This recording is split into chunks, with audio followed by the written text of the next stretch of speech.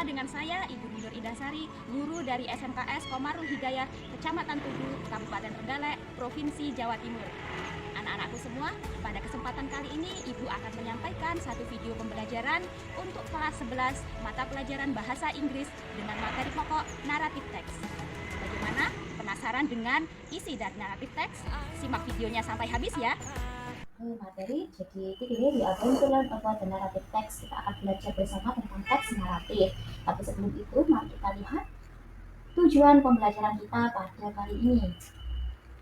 Nah, the objectives at the end of the lesson, students are able to identify the generic structure of narrative text, identify the language features of narrative text, and then identify the elements of narrative text and retell a narrative story in practice. Jadi tujuan pembelajarannya pada akhir nanti murid atau pelajar akan mampu untuk mengidentifikasi struktur teks, kemudian unsur kebahasaan yang digunakan dalam naratif, dan yang ketiga adalah mengetahui elemen dari teks naratif dan juga menceritakan kembali cerita naratif secara terfokus. Nah, itu adalah tujuan kita pada kesempatan kali ini.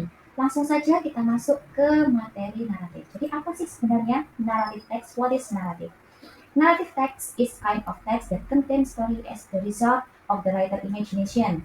Its function is to entertain the audience. Jadi teks naratif adalah salah satu jenis teks yang berisi cerita sebagai hasil dari imajinasi penulis dan fungsinya adalah menghibur audiens. Nah, kinds of narrative, jenis-jenis teks naratif itu ada beberapa, seperti you can see short stories, fantasy, fable, legend, myth, and fairy tale. Untuk cerita pendek itu termasuk dalam jenis teks naratif. Kemudian ada juga cerita fantasi, fabel atau cerita tentang hewan, legenda, mitos, dan juga dongeng. Nah, itu adalah jenis-jenis teks naratif. Selanjutnya, nah, setelah kita tahu pengertian dari teks naratif, we should know about the social function of narrative text. Fungsi sosial dari teks naratif di sini yang pertama, to entertain or amuse the reader or listener with a story that deal with the complication or problematic event which leads to a crisis and in turn finds a resolution. Jadi fungsinya untuk menghibur pembaca atau pendengar dengan cerita yang terdapat komplikasi atau problematik di dalamnya yang akan membimbing kepada krisis dan juga untuk membimbing pada pemecahan masalah. Selanjutnya, narrative text can also be written to inform, to teach a lesson on moral. Jadi, teks naratif itu juga memberikan pelajaran moral atau give moral value for students. Next, the generic structure. Dalam teks itu pasti ada strukturnya sesuai dengan jenis teksnya. Narrative text you can find the generic structure-nya ada orientation, complication, resolution, and coda. Sometimes people say reorientation. Nah, orientation itu isinya apa? Nah, orientation introduce the character of the story, the time and place of the story happened. Jadi orientasi itu memperkenalkan tokoh dalam cerita dan juga memperkenalkan setting tempat dan waktunya itu kapan dan di mana, ya. Selanjutnya ada complication. In complication, the main character has a problem that must be overcome. Jadi di complication itu karakter atau tokoh dalam cerita itu punya masalah yang harus diselesaikan. Selanjutnya ada resolution, how the main character solve the problem. Biasanya ini adalah ending dari cerita naratif. Apakah itu happy atau sad ending, gitu ya. Selanjutnya adalah koda atau biasa dikenal reorientation. Nah, ini sifatnya optional, boleh ada, boleh tidak. It contains the evaluation of the problem, character, and lesson of the story. Jadi ini adalah moral value-nya. Ini boleh tertulis, boleh tidak. Ada moral value dari dalam cerita itu disajikan secara tidak tertulis, ya. Selanjutnya, setelah generic structure, kalian juga harus tahu tentang language features yang digugakan dalam narrative text. Nah, pertama, pasti teks naratif itu menggunakan the use of past simple, menggunakan past simple atau kata kalimat dalam bentuk lampau karena kan berupa cerita ya, jadi menggunakan bentuk lampau. Juga menggunakan noun kata benda dan juga pronoun kata ganti. Dan of course it use action verb.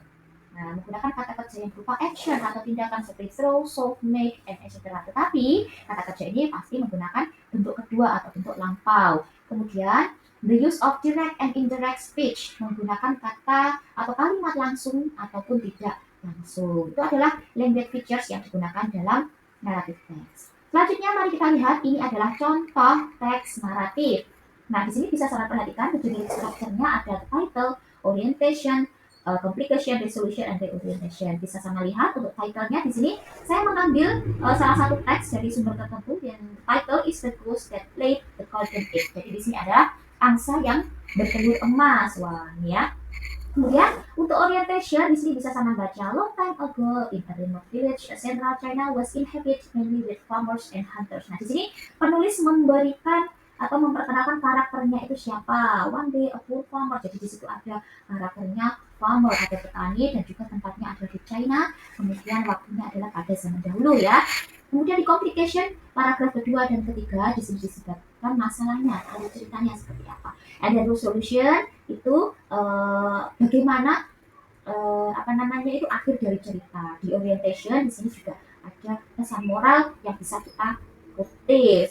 Nah, kemudian di sini bisa sama lihat untuk underline sentence untuk kalimat yang saya garis bawahi ini adalah contoh dari direct sentence, kalimat langsung yang tadi sudah saya jelaskan bahwa dalam naratif teks itu ada penggunaan kalimat langsung, dan sedangkan untuk yang bercetak tebal, the bold, ini adalah contoh-contoh penggunaan noun phrase seperti itu. Kemudian yang merah itu adalah kata-kata yang saya blok dengan warna merah, itu adalah contoh penggunaan action verb dalam bentuk lampau. Nah, itu tadi penjelasan singkat tentang naratif teks. Saya harap bisa dipahami dengan baik.